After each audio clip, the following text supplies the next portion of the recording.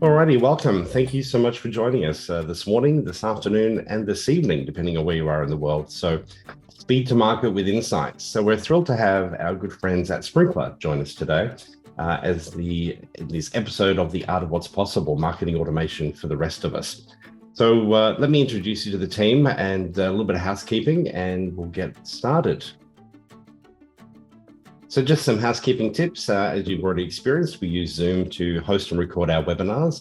And replays will be available. So it's usually the question everybody asks. So I'll save you that one. So we'll have that to you soon after the webinar concludes. And obviously feel free to ask questions as we go throughout the session. So please use the Q&A function within Zoom. Just be aware that those questions are visible to everybody. So maybe if you see a question that you wanted to ask, go ahead and update that or upvote that particular question.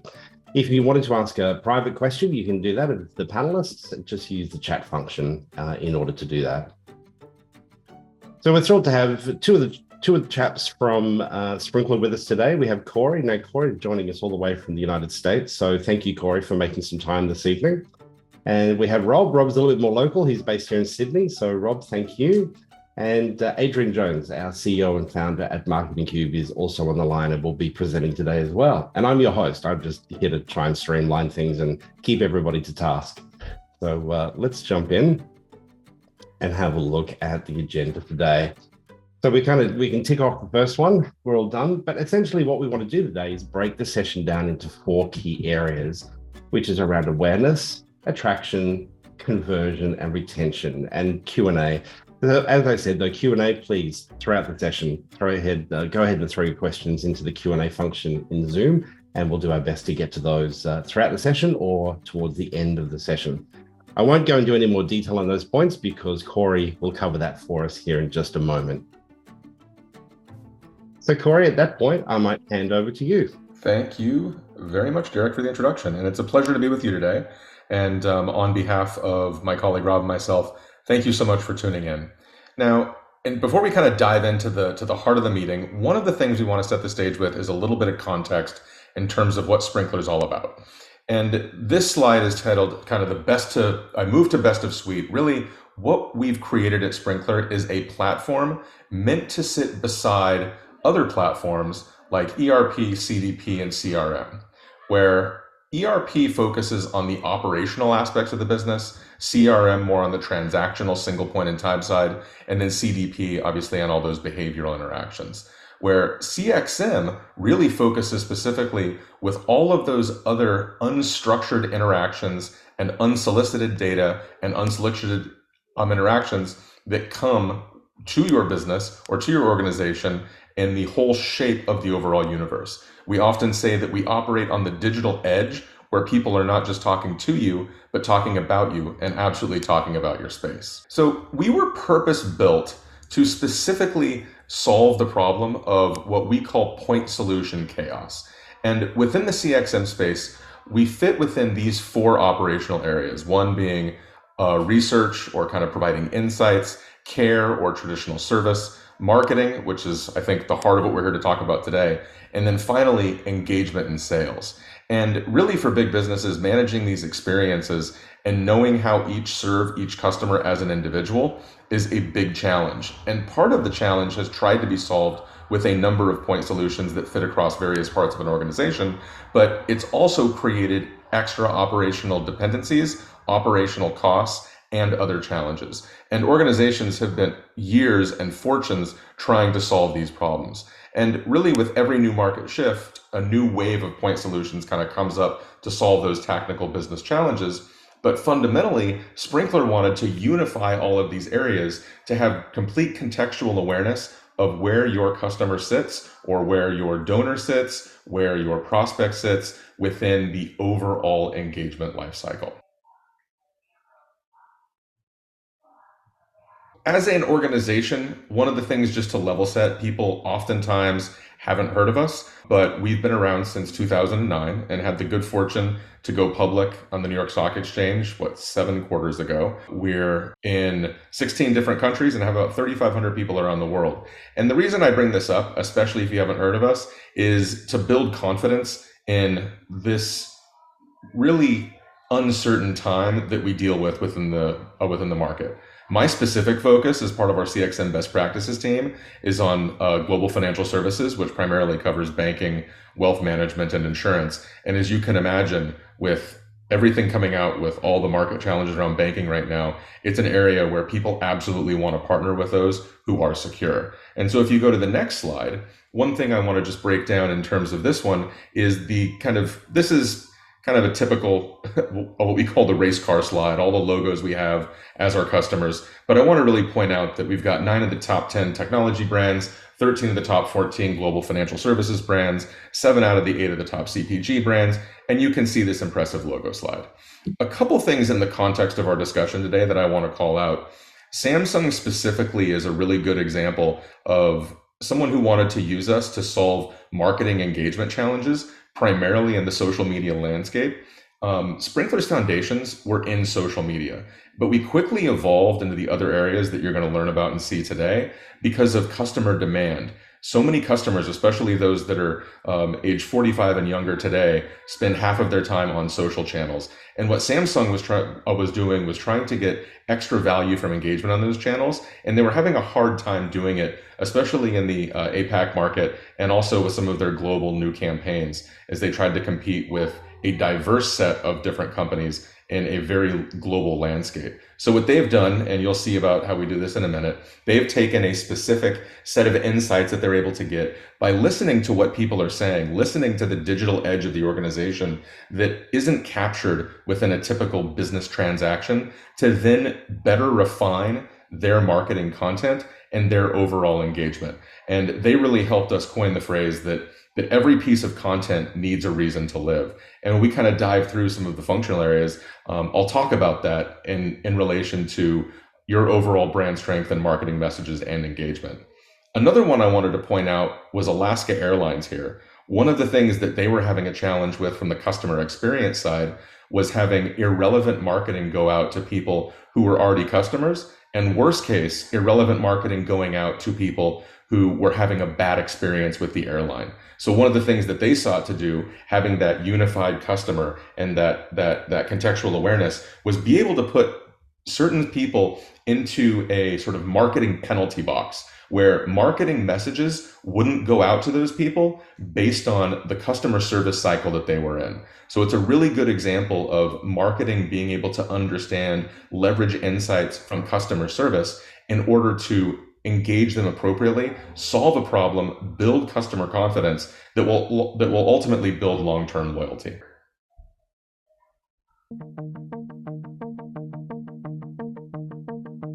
Human communication is now more public than ever. Conversations that were once saved for in-person interactions are now carried out across smartphones, blogs, and messaging apps. Over 4 billion people, half of humanity, are communicating with each other online. And all of these digital conversations are public, available for friends, fans, and companies to listen and engage with. This ability to publicly interact and react in real time has led to the rise of the modern customer. The modern customer is someone who expects a personalized experience. They compare brands and are quick to embrace or abandon a brand based off of a single interaction.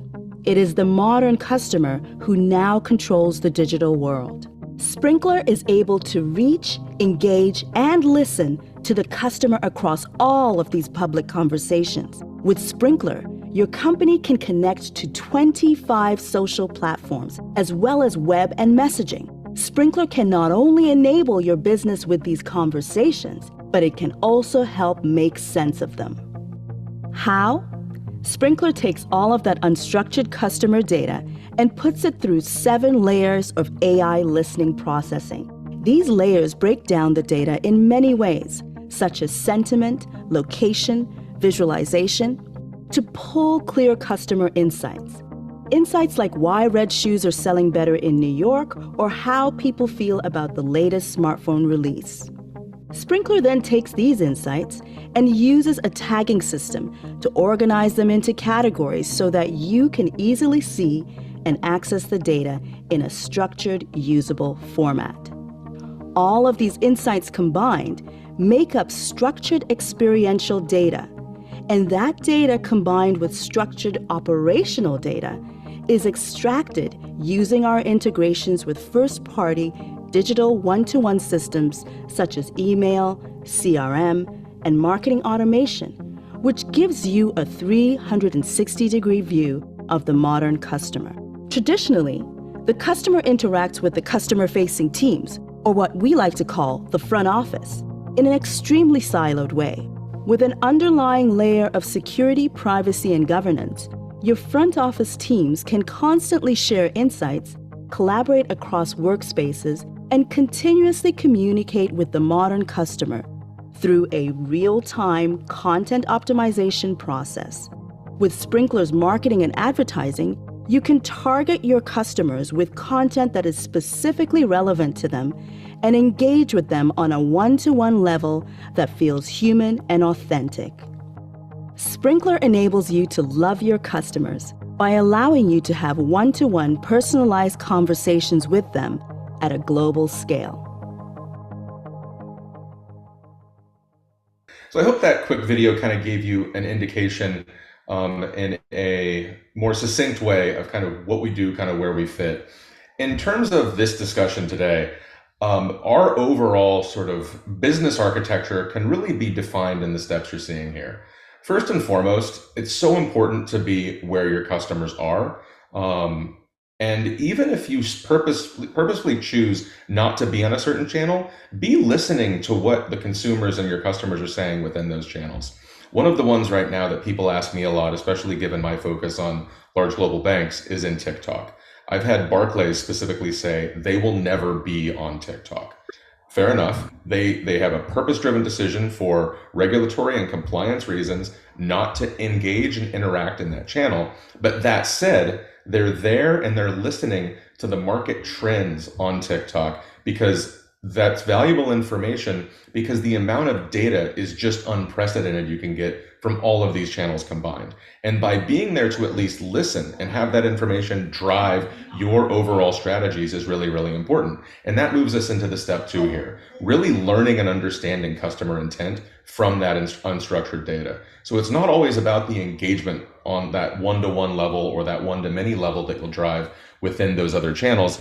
You can leverage that to use that insight into going after other target markets and other areas. One of the big things right now that we're seeing in the US as far as regional banks go, keeping in mind for those who might not know on the international scale, we've had 3 large bank failures here within the last couple of months. And one of the things that other regional banks are listening for right now are indications anywhere that consumer sentiment is going down, and they might need to do a better job of doubling down and communicating that their balance sheet is strong, they're a trusted organization, and they want to look at insights for what people's fears are to help allay those fears. And just like the video had said, sentiment analysis is one of those areas of AI that can really help. And of course, AI has been such a buzzword within the market where recently it's really blown up because of tools that have been developed by places like OpenAI. The chat GPTs, the auto GPTs, and also Bard now is such a big buzz, and it will transform the landscape and is such an important fundamental piece of what will make any sort of customer experience platform successful. And so I think I can't underscore enough the value of having AI as you look at marketing and marketing automation. In fact, no companies that are getting funding in the last 12 months within the sort of venture capitalist upstart company, if they don't have AI as a tech company, they're simply not getting the funding. And then finally, bringing all that together. I had mentioned before with the Alaska Airlines example, knowing where someone is within their omnichannel service area to then have that impact marketing in one way or the other. And of course, that's the sort of negative if they're going through a service side, but also the positive. If people are talking about a new product or service that they're looking for, being able to engage on that appropriately.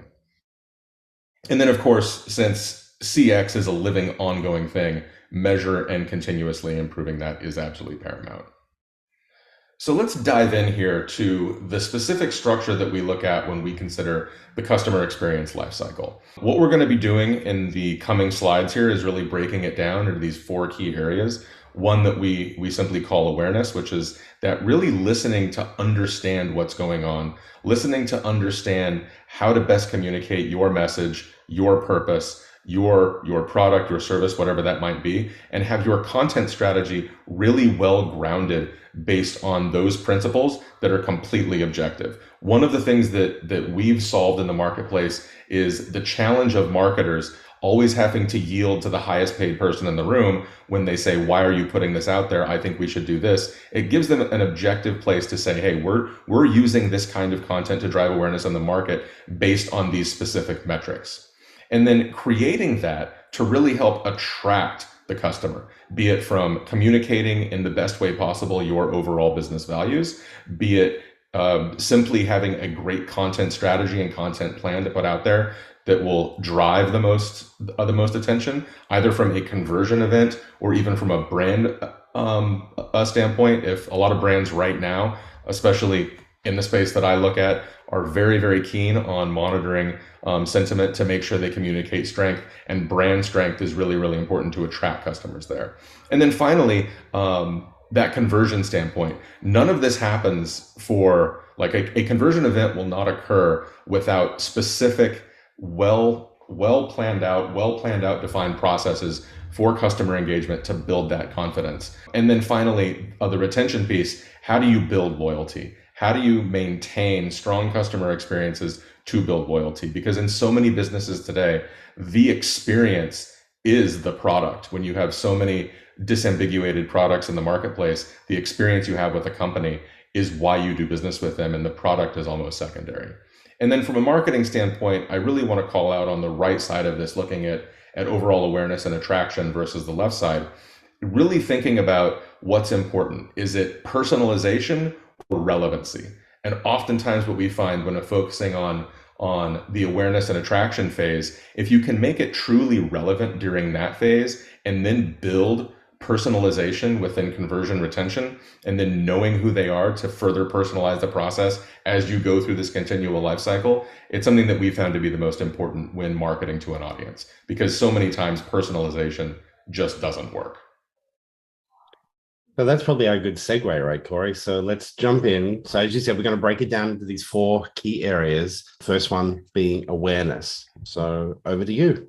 And so, like I said, this is really that key piece about listening to understand. And listening to understand is really important from a sentiment standpoint if you want to be able to kind of build the best engagement model. One of the things that we're seeing companies do now more than ever, given a lot of the biggest sort of demographic that are being targeted tend to be the millennials and the Gen Zs, those that are kind of in that mid 30s and under that spend the most money, frankly, leading with a purpose, right? And if you go to the next slide, one of the things before we get into this overall awareness, so many companies I meet with from a marketing standpoint really focus on this purpose aspect. This is something from Deloitte, that purpose absolutely matters, where companies that lead with it can build a company that will drive more loyalty, consistency, and relevance in the lives of their customers and those consumers.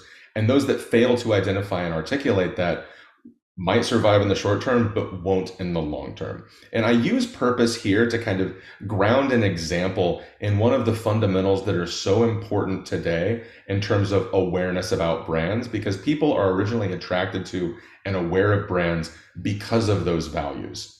But oftentimes you can create brand crises that are surprising and shocking if you don't do this in the best way. So our plan for doing this in the best way is really listening to inform this overall marketing strategy. This is the kind of scale that we see in terms of doing this kind of traditionally versus doing it best in class, where you've got people talking to you, that one-on-one. You get that in terms of the amount of impact you kind of get that 1x impact. Someone talked directly to you at Marketing Cube in this example, at Sprinklr in this example, at your company, and then you know how to exactly engage with that person, and you can have one great sort of experience that solves that person's need, that achieves that marketing KPI, that builds a customer. You get a 10x impact when someone isn't talking to you, but they're talking about you. And you talk about the volume of unstructured data that exists today in the world. So many people are talking about others. And also there's a stat that people are 9 times more likely to do business with a company when someone they trust recommends that business. So it's absolutely key that you know when people are talking about you and how they're talking about you. And then you grow the impact even more, 50x and then 100x, as you can see here. When people are talking about your competitors directly, this will give you specific insight into how to speak and how not to do things. I think if you look at the brand crisis happening in the US right now, given the Bud Light crisis, it's one great example of what other companies are looking not to do. And by listening to that discussion in the marketplace, they're not only able to capitalize on AB InBev's misfortune in terms of their own marketing strategy, but also grow their other customers and hopefully build loyal customers. And then finally, when you look at things talking about your category, it gives you even more insight. And this is really where that purpose matters piece comes in terms of communicating your purpose in the most effective way. And by doing this, getting the data from what people are saying in the market about each of these areas, it will make your content effective and it will make your content objective too. So if you go to the next slide. And just one thing we're seeing a lot right now in the market is the main issues that customers are identifying with. I bring this up too because this is kind of backs into the overall Deloitte message of the value communication is so important. People aren't just talking about these things on social channels. They're not just talking about them in their own networks, but they're talking about them in places like LinkedIn. They're talking about them in terms of job forums where people are trying to get jobs. And it's really impacting someone's ability to do business with a company. And also, at least in this tight job market, really helping with customer retention, or employee retention, employee experience, and also employee longevity, which has been absolutely key. So if you go down to the next slide. So really what we've done is we've built an overall content strategy that we invite you to leverage as you look at using listening to inform your overall go-to-market in terms of your content. Auditing your existing content against what's working and what's not in terms of internal metrics and also external things that you're learning about outside. Using that to establish clear marketing goals that are tied to overall business objectives. Crafting a specific audience or enhancing an audience based on the new customers you're learning about. Another big application of AI from a marketing standpoint is finding new audiences, new people that will identify with your brand and values, defining the editorial plan, the process for approval. This is so different across industries where if you look again at financial services, the overall editorial plan is paramount because you can't have a single piece of content go out that's not compliant because it drives multi-million to multi-billion dollar fines, as we've seen with banks around the world. And then finally, the content production here. And then if you go quickly to the next slide, then I'll pass it back over. These are the kind of final steps here where you look at the tests you want to make on your content of diversification, distribution, looking at whether or not content is going to be standalone from a brand strategy or tied together with a specific campaign, measuring those separately, and defining, even though attribution is really, really hard. One of the CMOs at JP Morgan Chase told me years ago, there are lies, damned lies, and attribution. And attribution. Defining an attribution model that's generally agreed upon is really, really important. And as long as it's agreed upon and you can kind of put a stake in the ground and look at where you're attributing that to, you can then measure campaigns and measure down to the content successfully. And then finally, as you go through and kind of identify the best channel for it, purpose-driven channels you want to be on, same time channels you don't want to be on, have that well understood, and then continuously improving that content performance over time. And this is really all the piece here that kind of brings together this first phase of awareness. So I'll pass it back over.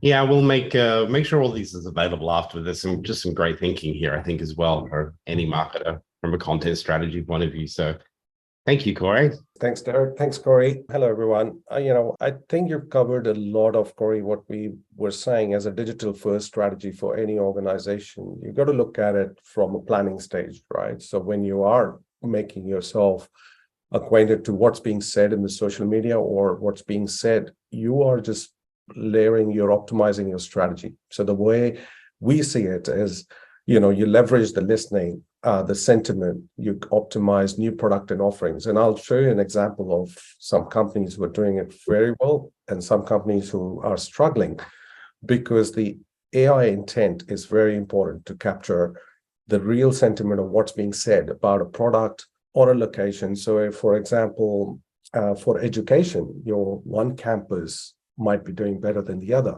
For a retailer, you might have stores which are performing or outperforming each other. How do you capture that intelligence to provide that customer experience or improve customer experience of one store to the other is really important. So that's where you need the AI-powered models. You need that support for all those billions of data, quintillion million data coming in. How do you actually make sense of it? And it has to be in a structured form so it's actionable, repeatable, and can be used for every part of your business. An example of that, something I'll show on the other slide, Derek, is on the next one, please, is around the Clemson University. Now, they're in South Carolina, and one of the students who passed out from there, see on the screen, went back to the university to actually open a social media listening center. Now, he needed support from Sprinklr to do that, and we set up what we call a hub for all their listening from all different channels throughout the organization, so they can listen to, measure, and engage all the online conversations which were happening. And what they're doing now is empowering and enabling the students who are coming through the university to learn more about how to do research, how to do, how to become more professionals when you're reading data, and also gaining that experience with the local organizations. So that's a very true example of how universities can leverage. And that can be applied to anything for looking for students outside the space. I just read something this morning that international students are struggling in Australia because of the fact that they have limited hours to work, and all those things are being said on social media. How do you then incorporate that into your automation journeys and have those insights to work with your email campaigns and complement that knowledge? So if you go to the next slide, Derek. Yeah. Hi, Rob. Hi, everyone. I think the whole conversation we've been hearing so far, just kind of all that social insight playing into this awareness phase. And I'm thinking in my head, what does this really mean from a marketing automation perspective? What should marketing automation teams be doing as a result of these insights? And the first thing is just learning from Corey calls that digital edge. So you're aligning your marketing automation strategies with what you're hearing from all these social channels. And it might be strategic, but it also might be quite tactical. What's happening right now? What we find out about, the open day that's happening. How's this campaign running? What's the sentiment in a country or across a certain part of our brand that we might need to take action on? And then are we ready to be able to take that action based on what we have in play today? How can we move quickly around that if we need? What we're also planning for is the future. So what people are listening to today, they're going to act on down the track. If they're going to act on it down the track, how are we going to continue that conversation? How are we going to continue to be relevant? How are we going to continue to engage? We need to think about that journey, the connection between the awareness stage and the next stage, and be planning for that in advance. I don't think that preference management is as simplistic as I do everything on social, I do everything on email. People use different channels for different things. So we need to be aware of how we're going to deal with those different preferences. And the other thing I think we get some insight about is key assets. So things like videos or ebooks or case studies, what people are looking at, what's resonating, and that content might then become hero pieces that we then use later in our campaigns as we run them. And a good example of that is user-generated content. So, are there case studies? Are there videos? What are people doing on social that we could then use and amplify through the marketing campaign? So lots of opportunities for insight we can then use for planning and for aligning with marketing strategies. So that's probably a great segue around attraction. So Corey, maybe you can Should we put on our running shoes at this point? That's a little bit of a pun, but you'll see what that means in a minute, right? Yeah. Thank you, Derek. Well said. And yeah, I think you're spot on, Adrian. I like the way that you kind of brought that together. And I think it does go into here nicely, right? A lot of the things that I talked about in the awareness phase really kind of set the stage for this attraction piece. And you really want to create to appeal. And part of the reason I brought up that purpose matters so much is because so much of someone's like identification with not just a company or a brand, but a movement comes down to emotion. There was a great study in the Harvard Business Review done back in 2015 that attributed over 50% of the decisions that we make to do what we do, including buy things, align ourselves with organizations, with brands, with philosophies, are because of emotion. And if you go to the next slide, that certainly is true in the case of the purchases we make. The example I want to give here is Nike. Nike is one of our longest and best customers in terms of the marketing partnerships that they've had. And they recognize so early on that their brand value really lies in that emotional connection and deep feeling of purpose that they bring with their consumer. I mean, if you look at the competitive landscape, you can get shoes for athletics from companies like Nike, like Adidas, like Brooks, like Saucony, and the list goes on and on and on, right?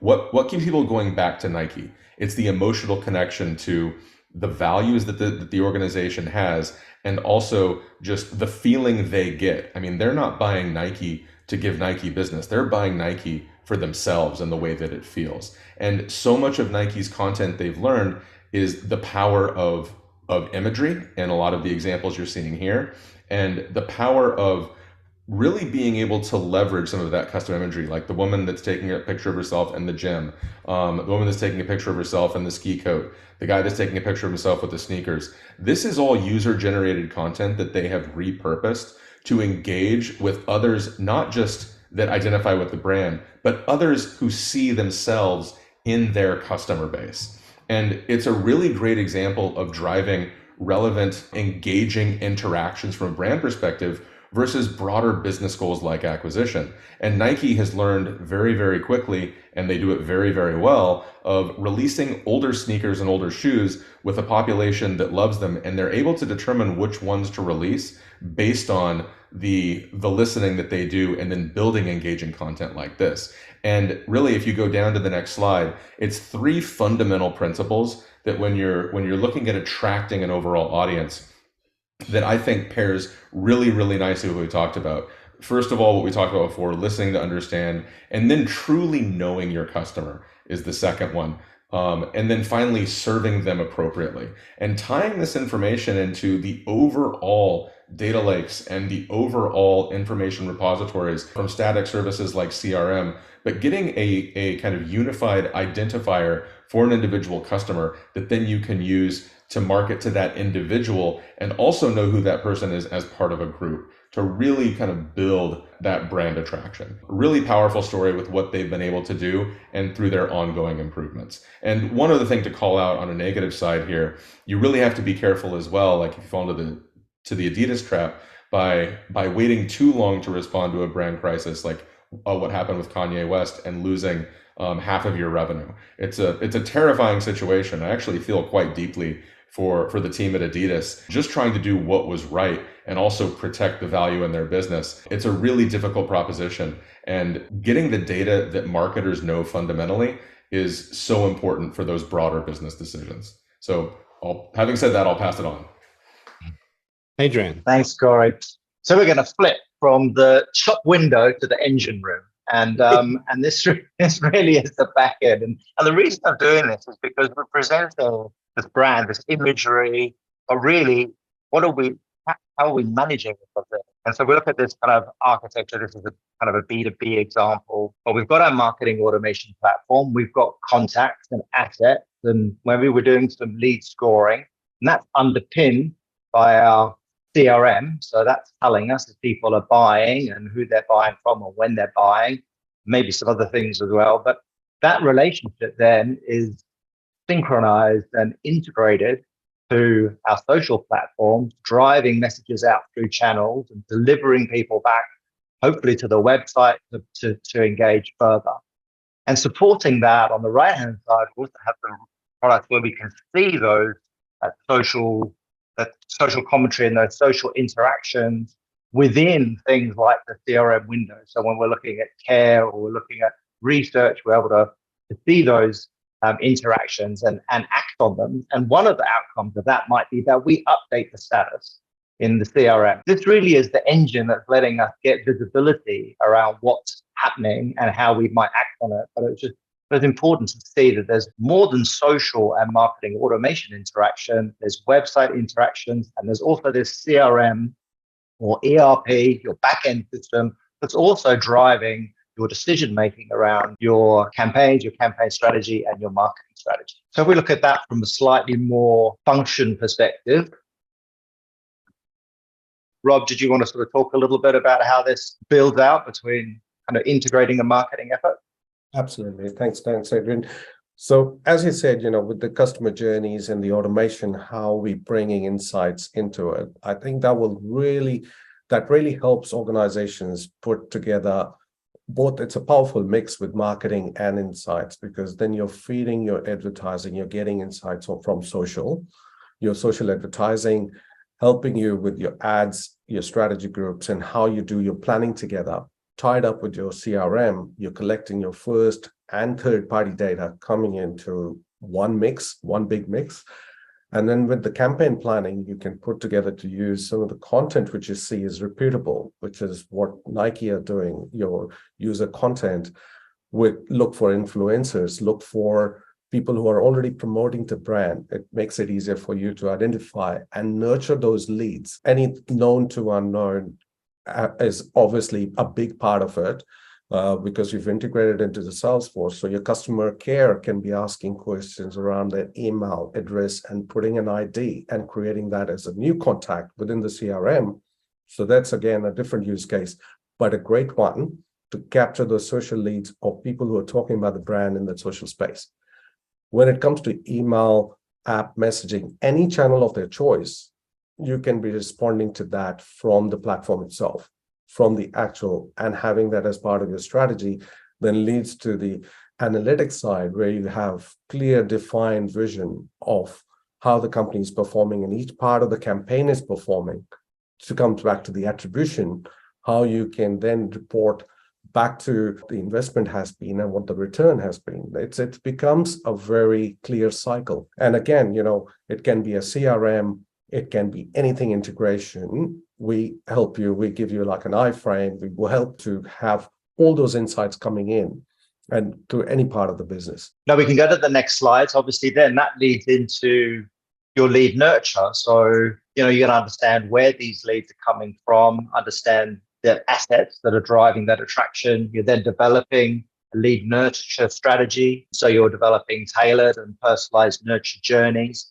Again, going back to Corey's point, it is about the relevance of that communication for those individuals at that time. But driving that relevant messaging will amplify your lead scoring. So your social is going to drive additional engagement by driving people to critical asset. And then the other thing you're going to be able to do is get to audiences that you can't reach today through email or through one channel and drive them through an alternative channel to try to lift engagement and to lift response. All right. Well, Corey, that brings us on to conversion. Thank you. And really, conversion for most marketing-driven cycles, the culmination event, this is what keeps the lights on for marketing organizations and pays the bills, right? And if you go to the next slide, it really is now, especially talking marketing automation, what we've seen driven out of pandemic has been this big amplifier into digital first across the organization. I can't tell you how many companies that I speak with that are competing with 100% digital upstarts that might be traditional companies that are completely focused on digital first in some aspect. Now, this doesn't mean that there's no traditional communication, but one of the things that really underscores the unification message is driving conversions through digital first, which is how so many people really want to work with businesses today. This is true, I think, in every single organization.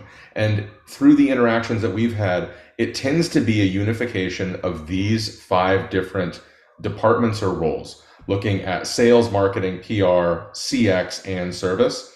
And I'll put an asterisk on technology, a lot of times IT is an underlay, an overlay, or even a sixth team that's involved in orchestrating this kind of conversion driving event. And so many times we see different groups leading the digital first. Marketing generally isn't one of them, unfortunately. They've been beating this drum for years and years. I've worked in the marketing space with FinServe now for over a decade, and marketing has been one of the most leading edge, sometimes out in front of their ski tips, as far as pushing digital first in an organization, because you can really get better attribution there. But now we're seeing primarily organizations like the sales organization driving digital first. A lot of times service organizations driving digital first because people don't want to do the traditional call center anymore. And then also tying into all of the brand trust and brilliance of PR. And CX tends to bring all of this together. So I bring this up because I think it's absolutely important when you think about conversion-driven goals from a marketing standpoint. It's not done in a silo, and you're going to have some form of each of these different kinds of teams, regardless of what you call them, unified inside of your organization to truly drive digital first. And you're going to have to get there because that's where everything is going. And it's just been further amplified given the last couple of years in the pandemic. So I suppose what we're saying there is that service and sales are finally catching up to marketing. Is that what you're saying, Corey? In a lot of ways, absolutely. Absolutely. Yeah. Fantastic. All right. And sorry, Derek, if we go back to that slide, just quickly, just want to add something that these different silos within the business, what we see, can benefit every one of them. So from a sales perspective, you can have, custom templates for the salespeople, outreach emails. This is how AI can help. And then the marketing, you have lead nurture, which is what, Adrian just mentioned. How do we segment those audiences better? How do we optimize that lead scoring model to make it and enrich it with some more insights?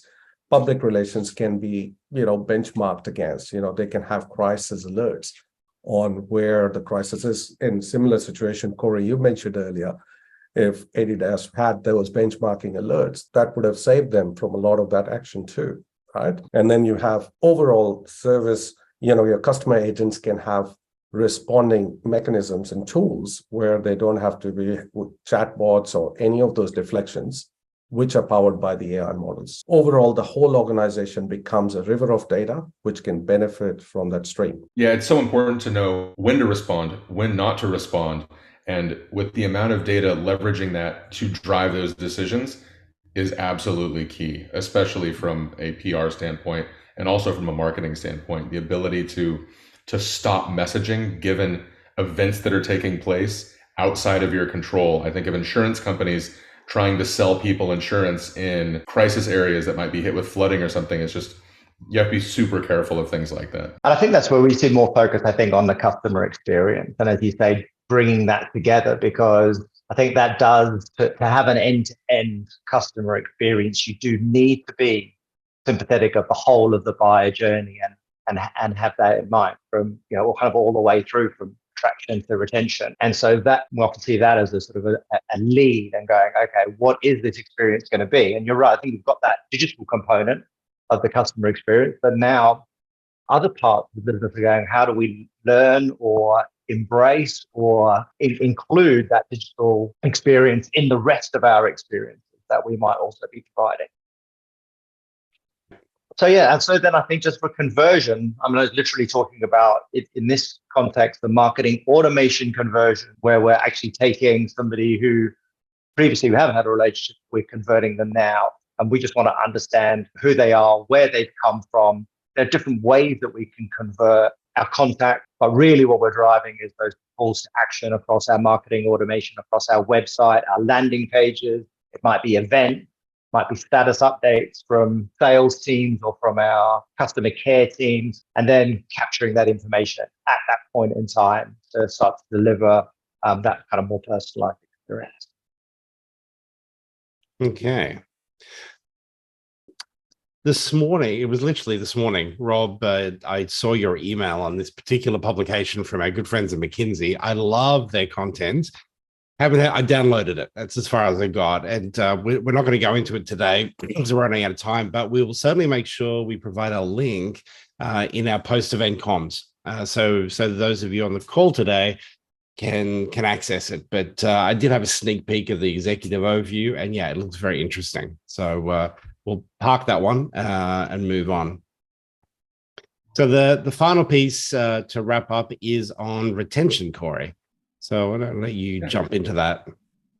Yeah, and really just to kind of frame this up, it's all about continuous engagement to delight your customer. And I can't stress enough the authenticity of the conversation aligned with their values and yours. Being able to understand that is absolutely key. And going to what you said with the generative AI piece, that will absolutely revolutionize that ability to retain customers in the next decade, probably the next couple of years. These things are growing at just unbelievable rates right now. And so the one thing I want to say on this is a slide that I used before, the culmination of bringing the different teams together to being able to measure and continuously improve engagement and customer experience is absolutely key to retaining customers. I work with banks all the time, and really when it comes down to the experience with banks, the experience is the product. You can have a checking and savings account with anyone. I'm chatting with one of my colleagues in Australia right now about some engagements with the super funds. You can keep your investment accounts with just about anyone, but it's the experience that you get that will retain you as a customer. And I'll say this before I pass it off one last time. From a marketing standpoint, the service organization will be your best partner to have the most strategic play to understand your customer and drive the best experiences moving forward and be able to grow that customer base. And given the current market conditions today, the cost of acquiring a new customer has never been higher in so many verticals. So loyalty and retention is where absolutely most of the focus is going right now around the world. So look to your service partners to kind of help with that truly personalized understanding of your customer, to then take it from that just relevancy phase, which is so important, but then to enhance relevancy with true personalization, which happens once they are a customer for retention. Yeah, Adrian, what do you want to add? And then I think again, from a kind of a sort of that marketing automation perspective, is how do you support that? So, if there are issues being highlighted through social or coming into your contact centers or your service centers, what can you do from a campaign perspective to help notify people, alert people, change the message, give people the information that they need? It was a good example. Rob from Boston University, I think, we're running a care campaign where they're listening on social media, finding out about issues, and then proactively getting campaigns out and just being able to respond to them. So it's not just at an individual level. So this person has had a particular issue, how can we support them? And then also at a more general level around, these are the types of messages that we're getting, how can we respond? I think another key area is around reviews. I think you can drive them positively. So where you've got good customer experiences coming into the contact center, you can go look at testimonials or look at whether you can drive things but more integrated way into Trustpilot or Google reviews, for example, or drive case studies. But you're really trying to understand, what you're doing really well. How can you benefit from that?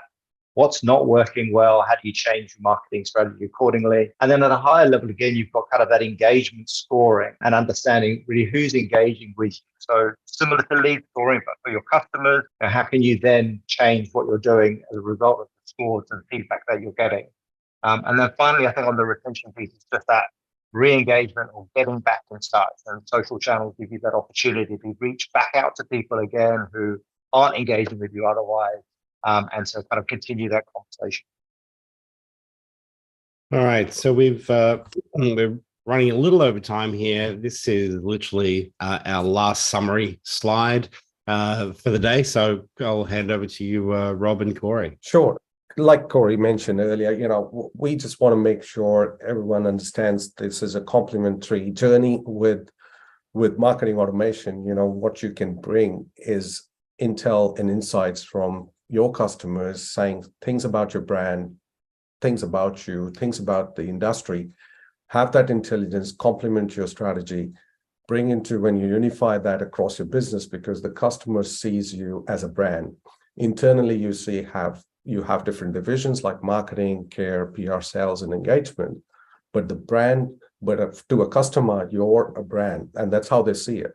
So we've got to make sure that there's a unified front, and it's got to be done with a lot of accountability, because AI can be used in different ways, but we are making sure that it's risk mitigating for special industries. We have a full governance model, and making sure that those campaigns manage all your campaign lifecycle from end to end, creating that awareness to loyalty and retention in the long run with the right kind of tools, especially optimizing the things you have. And that, to us, it is true digital customer-centric journey, which is what the initiative has been taken by companies across the world. And we're helping customers day in and day out about how we can help you on the journey all along and integrate into your current systems and your current investments, and making sure we're enriching it and using that as your future generation, as your future marketing campaigns. So Corey, if you want to add, do you want to add anything to that to sum it up? Just really underscore the importance of customer centricity. I think it's almost table stakes in the current environment, right? That you have to be a customer centric organization, and make sure that any platform decisions that you make are truly focused on that, with the ability to not just leverage their own insights and kind of best in class service, but really the integration to those other systems as well. CRM is absolutely paramount for a business, as are the other kind of two other main platforms we talked about. So I just think that always look out for best in class in terms of making these overall decisions, and don't be afraid to kind of dig in on what's coming next, because the whole environment, given the advent of AI, is just going to be transforming every few years, if not faster. All right. Well, thanks, guys. Look, really appreciate you making some time with us. There was actually one more slide I forgot about, but you kind of articulated this anyway, so that was fine. It was just, I'm sure this might be a question that some people would have, and how does it all work? And so Sprinklr has a wide range of pre-built applications. Looking at the people who are on the call today, I think we've probably got you covered in relation to those logos, but there are many others as well. So we will stay on the line here for a few moments. We can see we've lost a few people, dropped away, but there's still a good number here. If there are any questions, please feel free to use the Q&A function, and we'll be more than happy to answer any of those questions. I should also point out to you, we do have a little bit of a survey, but the thing is, I need to hit end on the webinar before you see that survey. So it's kind of a two-edged sword. Do I cut it right now? But we'll maybe send you a link anyway, following in some of our comms. But yeah, and also just from our standpoint at Sprinklr, I'm immensely grateful for the opportunity to partner with you guys at Marketing Cube to kind of talk about this. This is something that obviously is really passionate to us here at Sprinklr. It's one of our driving forces in our global customer base, and something that we hope to partner with those on the call about in the future. Yeah, thank you, Corey. Thank you, Adrian. Thank you, Rob. You may pull the pin there. We don't see any questions. So thanks, everybody, for joining us today. We look forward to seeing you in the next episode of The Art of What's Possible, and we'll have recordings and other details to you in the next week. Thank you very much, everybody.